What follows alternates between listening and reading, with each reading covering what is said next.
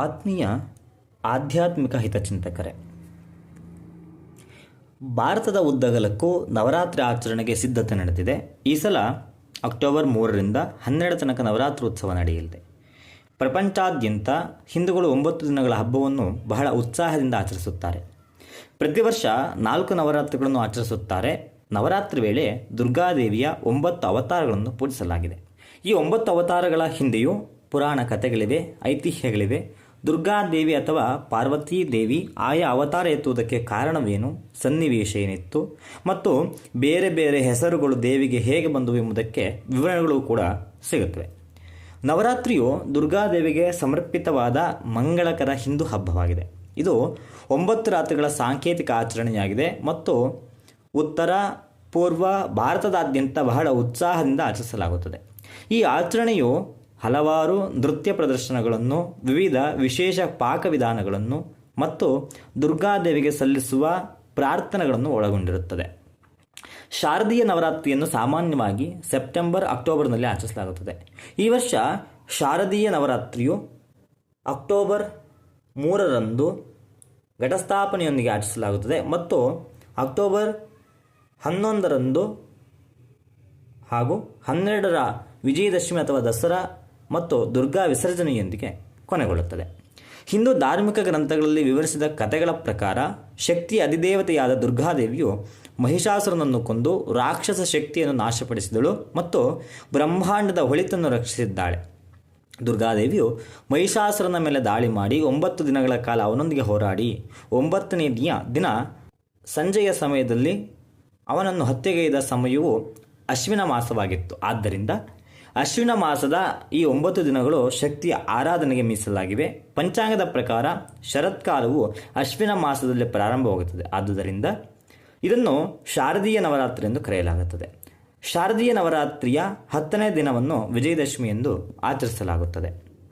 ನವರಾತ್ರಿ ಆಚರಣೆ ಹಿಂದೆ ಹಲವು ಐತಿಹ್ಯಗಳಿವೆ. ದಂತಕಥೆಯ ಪ್ರಕಾರ ದುರ್ಗಾದೇವಿಯು ಮಹಿಷಾಸುರ ಎಂಬ ರಾಕ್ಷಸನೊಂದಿಗೆ 9 ದಿನಗಳ ಕಾಲ ಹೋರಾಡಿದಳು ಮತ್ತು ನಂತರ ನವಮಿಯ ರಾತ್ರಿ ಅವನನ್ನು ಕೊಂದಳು ಎಂದು ಕಥೆಯಲ್ಲಿ ಹೇಳಲಾಗಿದೆ. ಅಂದಿನಿಂದ ದೇವಿಯನ್ನು ಮಹಿಷಾಸುರ ಮರ್ದಿನಿ ಎಂದು ಕರೆಯುತ್ತಾರೆ. ಅಂದಿನಿಂದ ತಾಯಿ ದುರ್ಗೆಯ ಶಕ್ತಿಗೆ ಸಮರ್ಪಿತವಾದ ನವರಾತ್ರಿ ಉಪವಾಸವನ್ನು ಆಚರಿಸುವಾಗ ಅವಳ 9 ರೂಪಗಳನ್ನು ಪೂಜಿಸಲಾಗುತ್ತದೆ. ಇನ್ನೊಂದು ದಂತಕಥೆಯ ಪ್ರಕಾರ ಭಗವಾನ್ ಶ್ರೀರಾಮನು ದುಷ್ಟ ರಾವಣನನ್ನು ಕೊಂದು ಒಳಿತನ್ನು ವಿನಾಶದಿಂದ ರಕ್ಷಿಸಿದ್ದನು. ಈ ಉದ್ದೇಶವನ್ನು ಸಾಧಿಸಲು ನಾರದರು ನವರಾತ್ರಿ ವ್ರತದ ಆಚರಣೆಗಳನ್ನು ಮಾಡಲು ಶ್ರೀರಾಮನನ್ನು ವಿನಂತಿಸಿದರು. ಆಗ ಭಗವಾನ್ ಶ್ರೀರಾಮನು 9 ದಿನಗಳ ಕಾಲ ಉಪವಾಸವಾಗಿದ್ದು ಈ ವ್ರತವನ್ನು ಮಾಡಿದ್ದ. ನಂತರ ಲಂಕೆಯ ಮೇಲೆ ದಾಳಿ ಮಾಡಿ ರಾವಣನನ್ನು ಕೊಂದನು. ಅಂದಿನಿಂದ ನವರಾತ್ರಿ ವ್ರತ ಸಾಧನಾ ವ್ರತವಾಗಿ ಮಾಡಲಾಗುತ್ತದೆ. ಈ ಹಬ್ಬವನ್ನು ಭಾರತದ ವಿವಿಧ ರಾಜ್ಯಗಳಲ್ಲಿ ಅತ್ಯಂತ ಉತ್ಸಾಹ ಹಾಗೂ ಅದ್ಧೂರಿಯಾಗಿ ಆಚರಿಸಲಾಗುತ್ತದೆ. ದುರ್ಗಾ ಪೂಜೆ ಎಂಬುದು ಹಬ್ಬಕ್ಕೆ ಇನ್ನೊಂದು ಹೆಸರು.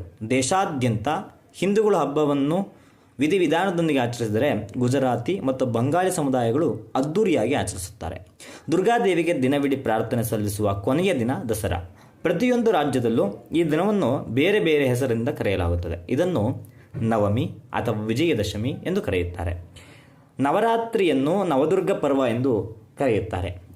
ಇದು ಶಕ್ತಿಯನ್ನು ದೇವಿ ದುರ್ಗಾ ಎಂದು ಪೂಜಿಸಲು ಅತ್ಯಂತ ಮಂಗಳಕರ ಸಮಯ ಎಂದು ನಂಬಲಾಗಿದೆ. ಘಟಸ್ಥಾಪನೆ ಅಥವಾ ಕಳಶ ಸ್ಥಾಪನೆಯ ಪೂಜೆಯು ನವರಾತ್ರಿ ಉತ್ಸವದ ಪ್ರಮುಖ ಆಚರಣೆಗಳಲ್ಲಿ ಒಂದಾಗಿದೆ. ಘಟಸ್ಥಾಪನೆಯು ನವರಾತ್ರಿ 9 ದಿನಗಳ ಆರಂಭವನ್ನು ಸೂಚಿಸುತ್ತದೆ ಎಂದು ನಂಬಲಾಗಿದೆ. ಶಕ್ತಿ ದೇವಿಯನ್ನು ಆವಾಹನೆ ಮಾಡಲು ಕಳಶ ಸ್ಥಾಪನೆಯ ಪೂಜೆಯನ್ನು ನಡೆಸಲಾಗುತ್ತದೆ. ದೇಶದ ಕೆಲವು ಭಾಗಗಳಲ್ಲಿ ಕನ್ಯಾ ಪೂಜೆಯನ್ನು ನಡೆಸಲಾಗುತ್ತದೆ. ಇದು ದುರ್ಗಾದೇವಿಯ 9 ರೂಪಗಳನ್ನು ಪ್ರತಿನಿಧಿಸುವ 9 ಕನ್ಯೆಯರನ್ನು ಪೂಜಿಸುವುದಾಗಿದೆ. ಈ ಸಂದರ್ಭದಲ್ಲಿ ದೇವಿಗೆ ಗೌರವವನ್ನು ತೋರಿಸಲು ಕನ್ಯೆಯರ ಪಾದಗಳನ್ನು ತೊಳೆದು ಉಡುಗೊರೆಗಳನ್ನು ನೀಡುವ ಆಚರಣೆಯನ್ನು ಸಹ ಒಳಗೊಂಡಿದೆ. ಹಬ್ಬವನ್ನು ಸ್ತ್ರೀ ದೇವರಿಗೆ ಸಮರ್ಪಿಸಲಾಗುತ್ತಿದೆ. ಕೆಲವು ಸಮುದಾಯಗಳಲ್ಲಿ ಈ 9 ದಿನಗಳಲ್ಲಿ ಮಹಿಳೆಯರನ್ನು ಪೂಜಿಸಲಾಗುತ್ತದೆ. ನವರಾತ್ರಿಯ ಕೊನೆಯ ದಿನ ದಸರಾ. ಇದು ರಾವಣನ ಮೇಲೆ ಶ್ರೀರಾಮನ ವಿಜಯವನ್ನು ಸ್ಮರಿಸುತ್ತದೆ.